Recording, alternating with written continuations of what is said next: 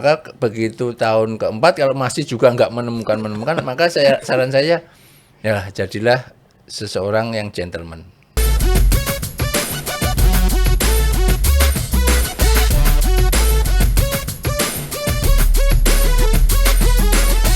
Sobat FT, kembali di podcast Grafika. Kali ini kita akan mendiskusikan hal-hal terkait dengan dunia akademik dan kemahasiswaan di Fakultas Teknik. Tentu saja dengan orang yang paling berkompeten terkait dua bidang tersebut. Kita sudah kedatangan tamu di studio podcast Grafika ini, Pak Sugeng Sabto Suryono. Selamat pagi Pak Sugeng. Pagi Mas Purwoko. Sehat selalu Pak. Alhamdulillah ya meskipun sudah tidak rutin itu bersepeda, tapi ya menjaga yang lain lah supaya sehat. Beberapa waktu yang lalu saya masih lihat Pak Sugeng muter kampus pakai sepeda di Jumat pagi itu. Masih rutin. Ya meskipun banyak berkurang, tapi ya kalau memungkinkan dilakukan. Sobat FT, Pak Dr. Sugeng Sabto Suryono ini merupakan salah satu wakil dekan di Fakultas Teknik. Hobinya bersepeda dan kabarnya pernah pulang kampung naik sepeda gitu berarti melewati 2 provinsi ya, 3 provinsi dengan Jogja gitu. Ya, dulu zaman ini masih pandemi. Iya. Dan saya ini kalau ketemu dengan beliau itu bawaannya ingin tertawa gitu. Karena kalau ketemu Pak Sugeng itu mungkin kalau anak-anak sekarang mengatakan Pak Sugeng itu orangnya asik gitu. Pernah ada yang komentar gitu nggak sih? Ya, sementara ini belum ada yang mengendorse untuk itu. Jadi ya artinya kita dalam rangka mensikapi mensikapi tantangan zaman seperti ini. Saya melihat anak-anak sekarang mungkin perlu sedikit perlu mempunyai sedikit jurus-jurus tertentu bahwa hidup itu tidak harus dihadapi terlalu serius, dengan serius dan stres. Serius harus lah, artinya bersungguh-sungguh. Serius itu menunjukkan kesungguh-sungguhan, tetapi bahwa kehidupan itu juga sebagai sebuah rahmat yang perlu dinikmati dan disyukuri, itu menurut saya salah satunya itu. Jadi dengan cara bergembira. Baik, Pak Sugeng, kita coba masuk ke tema kita pagi ini terkait dengan teman-teman mahasiswa. Kalau saya bagi kita bicara tentang mahasiswa dan output dari Fakultas Teknik itu, kita bisa bicara tentang bagaimana sih prestasi mahasiswa di Fakultas Teknik, kelulusannya atau waktu tempuh studinya seperti apa begitu. Kemudian yang terakhir yang tidak kalah penting adalah pengelolaan stres, kesehatan mental ketika proses perkuliahan. Nah, terkait dengan mahasiswa lulus nih Pak Sugeng, data yang terbaru kemarin saya peroleh dari wisuda yang kemarin, yang pasca itu, mahasiswa S3 paling cepat, ini saya kaget Pak Sugeng, lulus paling cepat 2 tahun 11 bulan 13 hari. 2 tahun, saya mikir, 2 tahun ini, saya dulu waktu pasca itu aja, ini 2 tahun udah ngos-ngosan Pak. Kemudian itu bedanya Mas Purwoko dengan dia. Ini yang S3 apalagi Pak? Kemudian yang S2 itu 1 tahun 4 bulan 15 hari. Kemudian yang perempuan Mas. Kenapa? Dan keduanya putri. Putri, betul. Pak Sugeng sudah tahu datanya.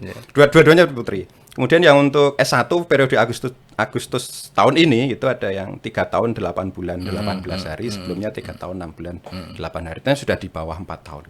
Nah, sebenarnya data detailnya kayak apa Pak? Mungkin Pak Sugeng bisa cerita nih tentang kelulusan mahasiswa di Fakultas Teknik itu, periodenya seperti itu. Memang agak sesuatu yang mungkin pandemi kemarin itu memang justru ada beberapa kita mengatakan kondisi yang barangkali tidak linear dengan sebelum-sebelumnya, karena memang semuanya sedang adjust dengan kondisi yang terbaru. Salah satu impact-nya itu justru pada tingkat kelulusan. Bisa lebih cepat dari sebelumnya. Bisa lebih cepat dari sebelumnya, bahkan nilainya itu juga bisa lebih tinggi. Jadi ini memang saya pikir kondisi pandemi, jadi ini memang keadaan yang boleh dikatakan extraordinary, tidak linear. Tetapi secara umum memang tingkat kelulusan mahasiswa kita on time itu semakin tinggi sebenarnya. Nah, Fakultas Teknik sebenarnya dulu sudah mengikuti peraturan dari UGM bahwa kita itu kelulusan mahasiswa S1 kita itu karena kita sarjana, program sarjana ya, kita itu PTPNBH itu kita lulusnya pada waktu itu 5 tahun dan S2 2 tahun, S3-nya itu 5 tahun. Nah ini secara sistem kita berupaya untuk mewujudkan itu, mengejar itu, sehingga kalau ada mahasiswa-mahasiswa yang sebenarnya pada semester katakanlah ke-9 itu belum yang S1 Pak ya? Ya S1 yang sarjana semester 9 itu belum mengambil skripsi, itu secara otomatis sudah ada peringatan. Sistemnya sudah kita bangun seperti itu. Nah, meskipun nanti pada semester 5 itu dengan terpaksa barangkali ada yang belum selesai, itu harus mengajukan surat perpanjangan secara khusus. Nah, kondisi ini menjadikan mahasiswa itu mematok target barangkali, bahwa mahasiswa sarjana itu lulusnya 5 tahun atau 10 semester, yang S2 3 tahun, batas maksimumnya 3 tahun, yang S3 doktor 5 tahun. Nah ini kondisi seperti ini ya menjadikan iklim, menurut saya menjadikan iklim di lingkungan kita lulus tepat waktu atau bahkan lebih cepat itu sebagai sebuah sebagai sebuah keharusan begitu. Mungkin seperti itu. Jadi yang jelas itu iklimnya sudah mulai seperti itu. Jadi kegiatan-kegiatan yang menuju ke sana itu terlihat sekali mahasiswa bagaimana caranya, misalnya pada semester ke-7, realitanya mahasiswa pada semester ke-7 itu sudah banyak yang sudah selesai teori. Tinggal tugas akhir. Nah, memang tugas akhir atau skripsinya itu biasanya langsung bisa dikerjakan begitu, sehingga mahasiswa lulus. Kurikulum kita kan sebenarnya 4 tahun, 8 semester. Jadi mahasiswa akan mengejar lulus di tahun ke-4. Biasanya kalau tahun ke-9, tahun ke-5 masuki semester 9 tadi belum skripsi kan ada SP. Nah, itu kelihatannya mahasiswa menerima SP, surat peringatan itu sudah menjadi satu hal yang menjadi kurang nyaman barangkali kalau kita anggap prestasi yang kurang baik begitu, sehingga sekali lagi itu menjadi iklim. Mohon maaf Pak Sugeng, katakanlah S1 8 semester ke-7 tadi ya, mohon maaf 9 yang ketika belum ngambil skripsi maka akan dapat SP surat gitu kan. Peringatan ya. Untuk menyesuaikan ke kondisi seperti itu, mestinya mahasiswa harus melakukan sesuatu di semester awal nih Pak. Oh iya. Kalau dari sisi Pak Sugeng ini sebagai bagian dari manajemen di Fakultas Teknik, tips ke teman-teman mahasiswa S1, khususnya S1 ya, tentu saja juga S2, S3, di semester 1 itu apa yang harus dilakukan supaya tidak jawanya kepontal-pontal di kemudian? Iya. Jadi Mas Bur, kalau kita menganggap bahwa kita itu akan sebagai begini, lulus itu sebagai sebuah achievement, target gitu, atau bahkan bisa dikatakan sebagai sesuatu yang harus ditundukkan. Ya, kalau Anda pengen menundukkan sesuatu, katakanlah musuh atau apapun, kenali dulu dia. Sebenarnya dia itu harus diselesaikan atau ditundukkan seperti apa. Sama dengan kuliah. Maka di semester-semester awal itu sangat baik bagi mahasiswa itu sebenarnya untuk mengetahui secara umum program sarjana di masing-masing prodi itu yang dia tempuh itu. Ya betul. Jadi makanya kita itu pada semester awal itu selalu membagikan buku panduan akademik gitu. Itu sebenarnya untuk dibaca, bukan untuk hanya dimiliki. Nah, itu kan masalahnya itu kebudayaan sudah nyaman kalau memiliki, itu seharusnya harus diganti, harus dibaca dulu. Ya, pelajari dulu. Sebenarnya saya itu nanti untuk keseluruhan target saya itu seperti apa, di setiap semester itu yang diberikan seperti apa, kemudian pitfall apa yang sering didapati oleh mahasiswa-mahasiswa sehingga terkendala dan sebagainya. Itu semuanya sudah ada di dalam buku panduan akademik. Maka tugas pertama mahasiswa itu sebenarnya untuk mengetahui program itu, pelajari buku panduan akademik itu. Hingga dia tahu mata kuliahnya ini. Nah, setelah dia mempunyai modal itu, mulailah konsultasikan dengan sebenarnya kita mempunyai sistem DPA ya, dosen pembimbing akademik itu sebenarnya bisa dioptimumkan.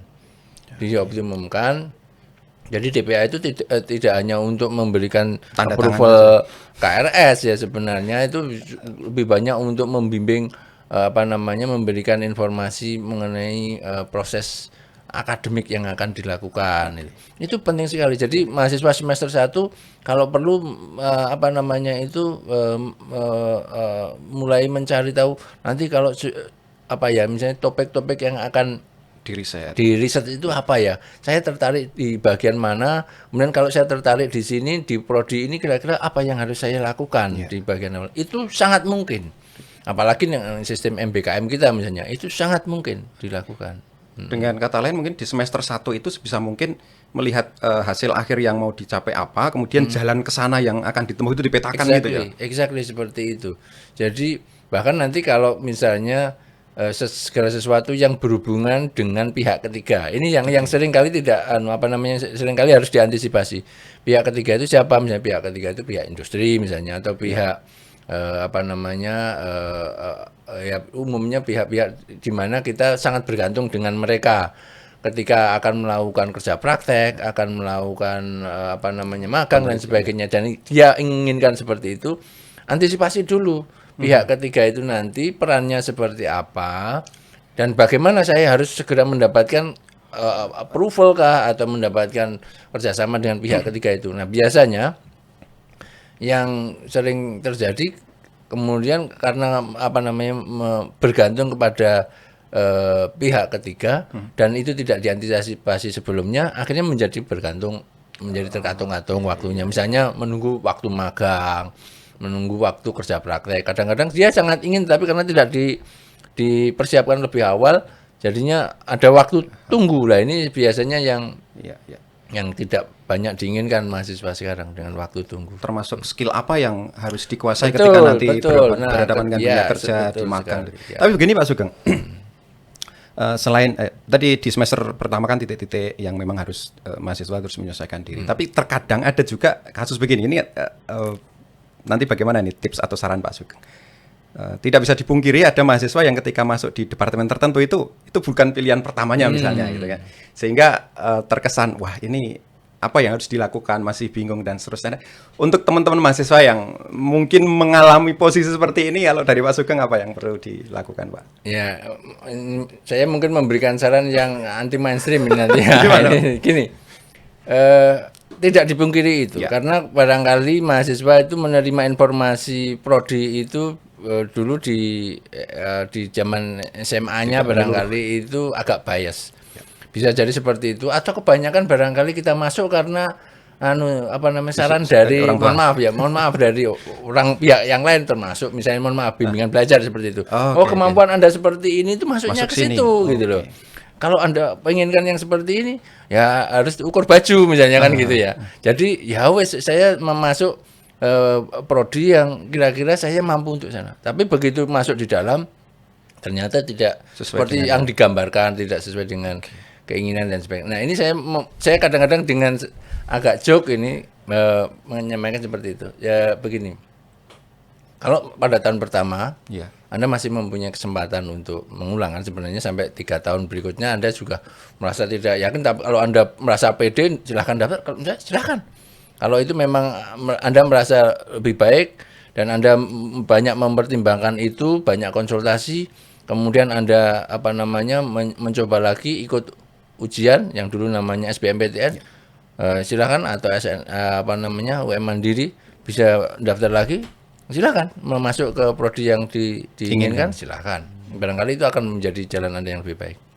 Tetapi kalau itu ternyata misalnya ya tahun berikutnya itu tidak berhasil, Anda memasuki tahun kedua, maka yang saya sarankan begini, kita itu tidak mencintai, tidak senang dengan sesuatu karena barangkali karena belum tahu persis bahwa dia itu sebenarnya apa gitu. Jadi sama juga memasuki bidang bidang studi ataupun bahkan profesi tertentu itu. Saya senantiasa mengencourage coba cari segala sesuatu yang itu mendatangkan Anda senang. Yang sudah terlanjur masuk tadi. Yang sudah terlanjur masuk itu pasti ada. Ya. Itu selalu ada. Mungkin 100% enggak disenangi. Enggak ada. Apakah Anda senang dengan manajemen itu ada sesuatu yang ada Anda tidak senang, barangkali tidak senang dengan matematika tetapi senang dengan yang lain. Coba dicari di situ. Ada banyak kemungkinan Anda untuk mencintai prodi itu. Banyak ilmu-ilmu yang menurut saya kita itu bisa menjadi lebih mencintai dan menekuni karena kita itu belum pernah masuk secara lebih jauh ke dalamnya. Coba Anda masuk ke sesuatu yang barangkali itu bisa Anda perdalam sampai tahun kedua, ketiga itu kan begitu seperti itu, maka begitu tahun keempat kalau masih juga nggak menemukan, maka saran saya ya jadilah seseorang yang gentleman. Oke. Anda sudah memulai, ya Anda harus bisa untuk menyelesaikan. Sudah itu kalau itu saya kalau zaman kita dulu ada lagunya itu ya kau yang memulai kau yang mengakhiri ya sudah itu harus diterapkan lah. Anda sudah menjadi mahasiswa sekarang usia sudah relatif dewasa menentukan nasib sendiri ya kan begitu ya. Ini Anda sudah menentukan pilihan, maka ya bertanggung jawablah terhadap pilihan itu. Tersebut. Jadi ini untuk yang sudah level-level di atas 3 tahun ya di atas 3 tahun keempat kok sudah tahun keempat kok belum menemukan passionnya. Ya barangkali passionnya bukan di bukan di sini barangkali. Passion itu barangkali bisa Anda temukan setelah Anda keluar dari sini. Iya. Sangat banyak Mas Bor. Orang-orang yang mohon maaf ya, ketika mahasiswanya dulu itu kelihatannya kurang bright begitu. Tapi begitu setelah keluar justru tiba-tiba seperti ada lompatan begitu. Meskipun bukan di bidang yang sebelumnya digeluti. Meskipun barangkali bukan bidang yang digeluti. Sehingga kadang-kadang ini jangan dikatakan itu di fakultas teknik malah bikin dia terhambat potensinya untuk mengembangkan. Bukan seperti itu barangkali. Dia tetap mendapatkan basic pengetahuan, basic pemahaman, basic berorganisasi di sini. Tetapi di fakultas ini barangkali dia belum bisa mengekspresikan itu secara penuh. Bahkan justru ketika dia itu sudah lulus, kemudian dia menemukan environment-nya yang pas, dia bisa menunjukkan potensinya itu. Tetapi jangan dilupakan bahwa potensinya itu sebenarnya diasah dari fakultas pendidikan ini sendiri yang barangkali dia tidak merasa enjoy di dalamnya. Tidak semua pendidikan itu menyenangkan. Menurut saya seperti itu. Ya pendidikan itu kadang-kadang memang berat. Ya gampangnya anak disuruh berpuasa, itu dia bilang berat. Ya, karena belum tahu apa itu manfaat belum puasa. Tahu maknanya, tapi dia juga barangkali belum tahu ini sebenarnya disuruh apa sih, tugas gitu. Ya, artinya pendidikan itu kalau mohon dikoreksi Pak, kalau dilihat secara lebih luas tujuannya tidak langsung kalau teknik geologi pasti di pertambangan misalnya, tapi ada proses bagaimana belajar berpikir analitis, kreatif dan seterusnya yang itu bisa jadi dipakai di bidang-bidang tidak terkait. Exactly. Betul sekali. Okay. Baik, Pak Sugeng, teman-teman podcast Grafika ada beberapa poin tadi terkait dengan cepat lulus tadi, terutama yang mungkin perlu digarisbawahi adalah saran Pak Sugeng untuk tahun pertama, tahun kedua, tahun ketiga, dan ketika memang mau nggak mau tetap harus bersikap gentleman, yang kau yang memulai, kau yang mengakhiri. Baik, mosok kuliah ora lulus nanti Oke, Pak Sugeng, berikutnya tentang prestasi Pak Sugeng. Kita lihat teman-teman Fakultas Teknik ini ketika meraih prestasi bisa dengan teman-teman internal di Fakultas Teknik meskipun lintas departemen, ada yang dengan fakultas lain dan seterusnya. Tapi tadi saya lihat itu di halaman web UGM, halaman prestasi yang menampilkan 10 prestasi terbaru yang diposting di situ. Dari 10 itu 7 diantaranya itu fakultas teknik, Pak. Jadi nomor 1 yang paling baru teknik mungkin baru fakultas lain, kemudian ada 7 dari 10, artinya berapa? 70% ya. Kemudian selain itu tentu saja prestasi internasional, regional, nasional, dan Mapres tahun ini dari data yang saya peroleh juga kita nomor 5. Tapi yang menarik adalah ini mahasiswa angkatan 2020, di mana rival dalam tanda petik ya, itu angkatan 2019. Artinya mahasiswa fakultas teknik prestasinya luar biasa sebenarnya, Pak. Gambaran lebih detailnya lagi seperti apa, Pak Sugeng melihat prestasi dari teman-teman mahasiswa, Pak? Iya, begini, prestasi itu sebenarnya adalah suatu hasil akhir. Orang yang tidak pernah memperhatikan bahwa hasil akhir itu adalah dicapai dari suatu proses yang panjang. Jadi begini, seperti Mas Purwoko di perpustakaan ini bersih, orang tidak buang sampah sembarangan. Itu bukan sebagai sebuah prestasi yang mudah sebenarnya, meskipun hanya mendidik orang untuk kemudian setiap saat mau membuang sampah di tempatnya. Artinya apa? Ada proses pembentukan budaya di sana. Nah, di Fakultas Teknik ini sebenarnya sejak awal biasanya kami selalu menyuntikkan semangat mahasiswa Fakultas Teknik di lingkungan Fakultas Teknik itu adalah budayanya itu budaya berprestasi. Jadi Anda sekarang masuk pada lingkungan di mana prestasi itu sudah menjadi habit kita, sudah menjadi bagian dari kita. Jadi terus kemudian begini, akhirnya semuanya berlomba-lomba untuk menjadi yang terbaik. Kita mengakomodasi itu, mensupport itu, memfasilitasi. Kita banyak juga apa yang kita sebut sebagai komunitas yang itu dalam rangka melestarikan budaya berprestasi. Budaya berprestasi. Ini tidak 1-2 tahun, Mas. Ini adalah proses perjuangan yang lama dan kita ingin senantiasa budaya berprestasi itu menjadi kehidupan kita sehari-hari di Fakultas Teknik. Sehingga jadi iki sing rada umum biar orang lain aja, artinya ya Fakultas Teknik juara itu ya biasa. Ya. Tuahnya itu jangan terlalu euforia dengan juara. Biasalah kalem aja lah. Ya juara itu biasa. Ya, jadi di Fakultas Teknik itu ini sekali lagi kita membangun budaya berprestasi. Gitu. Saya pikir itu yang intinya di situ. Membangun budaya berprestasi dan itu sudah dibangun sudah dimulai sejak awal dan saat ini diharapkan kultur berprestasi itu sudah terbentuk. Nah, Pak Sugeng, berprestasi, kemudian lulus dengan waktu yang cepat, kemudian mahasiswa juga masih berkegiatan entah itu di BEM, di organisasi ini tuh.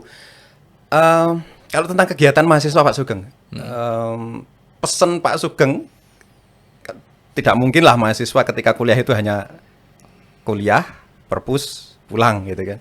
Ada kegiatan-kegiatan yang mesti harus dilakukan. Ini porsinya seperti apa supaya tidak mengganggu gitu? Ya begini sebenarnya, kalau kita berbicara tentang sukses ya. Sukses itu adalah ketika kita bisa mewujudkan target-target yang sudah kita set up. Itu biasanya menurut saya ya kita bisa mencapai itu, maka kita berhasil, itu mungkin disebut sebagai sukses. Nah, sebenarnya pendidikan menurut di kacamata saya itu, pendidikan itu dalam rangka menyiapkan orang-orang yang secara utuh bisa mencapai targetnya itu. Oke, target Anda memang di sini yang diwujudkan itu barangkali nanti berupa transkrip dan ijazah. Di sana ada nilai-nilai dan sebagainya. Tetapi jangan lupa bahwa kesuksesan seseorang itu sebenarnya melekat pada dirinya. Ya, capaian itu barangkali berupa nilai berupa ijazah. Tetapi sekali lagi, kesuksesan itu sebenarnya melekat kepada Anda. Orang akan tidak hanya melihat seberapa tinggi IP Anda, seberapa bagus nilai-nilai Anda, tetapi sebenarnya Anda akan dilihat sebagai diri Anda. Nah, orang yang dilihat sebagai dirinya itu harus menurut saya mempunyai kelengkapan lah semuanya, atribut yang melekat pada dia. Ya artinya kalau bisa itu ya itu tadi cerdas, kan begitu ya, prestasinya tinggi, sehat badannya, mudah bergaul, kan begitu ya. Sosialisasinya juga baik, tidak tidak individualis ya. Ya betul, mudah bekerja sama dengan yang lain, tidak menjadi insan-insan di menara gading. Artinya mempunyai ilmu tapi tidak tahu manfaatnya. Ya, prinsipnya jadi lulusan yang menjadi idaman menantu idaman. Jadi kan nanti wah ini contoh prototipe yang diharapkan kan begitu. Jadi ya cerdas, menantu ideal itu ya, alumni Fakultas Teknik. Nah, begitu saya senantiasa bicara seperti itu. Yang jelas begitu, Mas. Ya. Jadi harus lengkap lah. Dan kegiatan yang diikuti mahasiswa itu bagian untuk melengkapi itu. Kegiatan mahasiswa itu dalam rangka sebenarnya secara tidak langsung mengasah mereka, mendidik mereka, membiasakan mereka menjadi orang-orang yang diharapkan sebagai orang-orang yang komplit tadi, orang yang lengkap tadi. Dan bahkan saya senantiasa menekankan keseimbangan itu dalam hal kesehatan badan, kesehatan fisik. Ya ini menarik kalau nanti dikaitkan juga dengan kesehatan mental, Pak. Betul. Jadi stres itu dari ya salah satunya itu. Jadi jangan sampai Anda ini kuliah 4 tahun, 5 tahun ya, dengan Anda ikuti dengan berat ya, tugas-tugas Anda kerjakan dengan tertib, Anda belajar dengan sampai larut malam dan sebagainya, tapi Anda melupakan sisi kesehatan ini. Sehingga ketika nanti sudah lulus ada penerimaan staf, misalnya penerimaan karyawan ya. Misalnya semuanya berhasil, tetapi ketika bicara ada tes kesehatan gagal, ini menurut saya waduh itu sesuatu yang sangat disayangkan. Jadi harus tetap selama menjadi mahasiswa dan sampai kapanpun kesehatan itu perlu dijaga. Itu sesuatu yang sangat mahal. Dan khususnya terkait dua hal ini, kesehatan fisik dan mental health ini, Fakultas Teknik juga concern ya. Concern sekali. Fisik setiap Jumat kita diminta untuk selalu bergerak gitu. Iya, betul. Jadi apapun itu. Ya artinya kita sekali lagi bahwa semuanya itu harus dibudayakan. Jadi budaya sukses apapun termasuk budaya sukses sehat itu harus dibiasakan sejak awal. Kalau terkait dengan kesehatan mental, pengelolaan stres, ini sejauh apa Pak Fakultas Teknik berperan gitu, memfasilitasi Pak? Secara umum mungkin Pak Sugeng bisa. Iya, jadi begini Mas Bor, itu Fakultas Teknik akhirnya atau kita semuanya akhir-akhir ini kan banyak bukan terpaparkan ya istilahnya, itu banyak ternyata mengalami kasus-kasus yang itu kalau dirunut ternyata berkaitan dengan keprimaan lah ya, bukan tidak kesehatan lah. Insya Allah semuanya sehat, tapi kurang prima saja ya, kurang tentang mentality health-nya ini. Jadi ya kadang-kadang kita baru sadar bahwa ternyata generasi sudah berubah. Jadi apa yang dihadapi dari satu generasi ke generasi berbeda. Zaman kita kuliah dulu, zaman saya kuliah terutama, barangkali yang dihadapi itu mahasiswa itu soal makanan bergizi barangkali. Jadi kesehatannya pengen kesehatan, tapi tujuannya itu makanan bergizi. Kalau masalah gerak, masalah ini udah cukup banyak. Nah, sekarang tantangannya berbeda. Masalah makanan bergizi barangkali mudah didapatkan, tetapi sulit untuk mempunyai waktu membiasakan makan sehat barangkali. Gitu. Juga tentang kesehatan mental ini kita harapkan memang nanti secara sistem di Fakultas Teknik ini kita bisa yang paling kita harapkan itu mencegah sedini mungkin bahwa jangan sampai ada orang yang tidak prima kesehatan mentalnya. Kalaupun kemudian ada, kita sebenarnya sudah mempunyai beberapa channel untuk bagi yang mengetahui, bagi yang merasa itu untuk bisa menyalurkan mereka itu kepada channel-channel yang sudah kita lakukan. Di ini ada konsultasi juga untuk kesehatan mental ya di fakultas ini ada 2 tempat ya, saya kira di SILC di lantai bawah itu juga bisa dipakai, di sini juga ada kan. Nah, yang kedua kita juga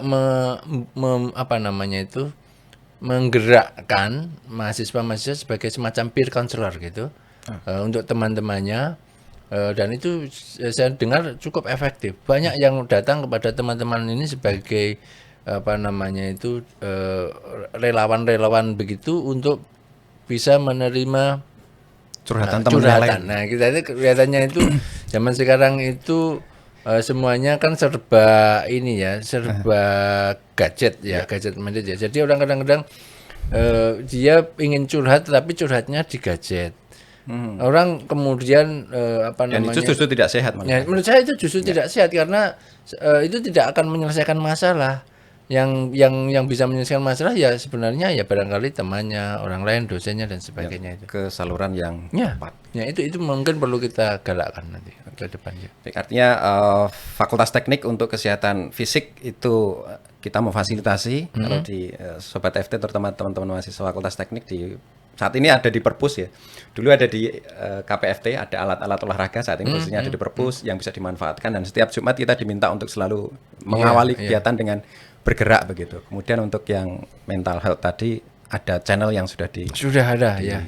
Kan ya. Tidak ada ragu-ragu lagi untuk memanfaatkan keduanya ya, mahasiswa semuanya, atau sebenarnya bukan mahasiswa pun. Jadi stres itu tidak milik mahasiswa. Dosen juga bisa stres sebenarnya. Jadi kalau dosen ada yang atau teman-teman teknik ada yang merasa stres, ini barangkali bisa dimanfaatkan lah semuanya gitu. Apalagi kalau olahraga itu di Fakultas Teknik banyak sarannya ya Pak. Di gedung baru muter-muter SGLC atau muter jalan lingkar kalau mau banyak itu lah. Setiap hari Anda naik lantai 11 itu di gedung SGLC sudah olahraga itu Mas Pur. Jadi, Pak Sugeng, sebelum kita akhiri, ada pesan untuk teman-teman mahasiswa Pak?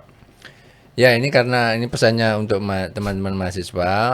Jadi begini, jadi mahasiswa Fakultas Teknik itu barangkali menjadi impian banyak orang. Dan Anda tahu persis bahwa ribuan orang yang ingin masuk ke Fakultas Teknik ini harus menanggalkan cita-citanya itu. Anda adalah orang-orang yang terpilih dari sekian ribu orang yang menginginkan belajar di Fakultas Teknik. Jadi syukuri semua itu dengan cara belajar yang baik, belajar yang sungguh-sungguh, terus kemudian tadi jaga keseimbangan. Sekarang itu saya harus memesankan ini, jaga keseimbangan antara prestasi akademik dengan prestasi yang lain. Prestasi kesehatan Anda, baik kesehatan fisik maupun mental, itu perlu dijaga. Anda sukses dan harus bahagia. Intinya seperti itu. Jadi sukses dan bahagia. Kita buat sarana di Fakultas Teknik ini semuanya yang membahagiakan, pendidikan yang membahagiakan, tidak ada bullying, tidak ada sesuatu yang bersifat menekan. Tugas ya memang harus tugas diselesaikan karena itu cara dalam tahapan untuk sebuah konsekuensi tahapan-tahapan dalam belajar. Tapi saya yakinkan Anda bahwa Anda itu secara intelektual mempunyai kemampuan. Jadi sebenarnya Anda mampu. Jadi tidak perlu harus dihadapi dengan ketakutan, apalagi sampai stres. Nah itu. Jadi yang perlu juga dibangun adalah kepercayaan diri, keyakinan diri bahwa kita semuanya bisa melampaui semua ini di pendidikan di Fakultas Teknik ini dengan cara yang baik dan tidak harus ada mengorbankan kesehatan dan sebagainya. Itu intinya. Oke, baik. Terima kasih sekali Pak Sugeng atas waktunya ngobrol-ngobrol di pagi hari ini. Teman-teman podcast Grafika, ada banyak yang bisa kita petik dari obrolan kita bersama Pak Sugeng Sabto Suryono. Beberapa poin yang saya garis bawahi, hal yang kadang dilewatkan adalah kalau sudah menerima buku panduan akademik baca. Itu bukan untuk dimiliki tapi untuk dibaca. Yang kedua semester 1 itu betul-betul teman-teman harus bisa memetakan apa prodi yang sedang dilalui itu seperti apa, kemudian kira-kira jalan untuk nanti mengakhiri studi itu seperti apa, kemudian menyeimbangkan dengan berbagai kegiatan, tetap berprestasi dan tentu saja gembira, sehat fisik dan mental begitu. Kemudian tadi ada pesan atau tips yang anti mainstream gitu. Teman-teman bisa mundurkan nanti recordnya untuk melihat tips dari Pak Sugeng ketika kita merasa ragu di tahun pertama, di tahun kedua, di tahun ketiga, atau kemudian nanti ya memang harus dilalui prodi yang sudah dipilih itu, maka sesuatu yang sudah dimulai harus diakhiri. Demikian Sobat FT, ketemu lagi di podcast Grafika sesi berikutnya. Salam.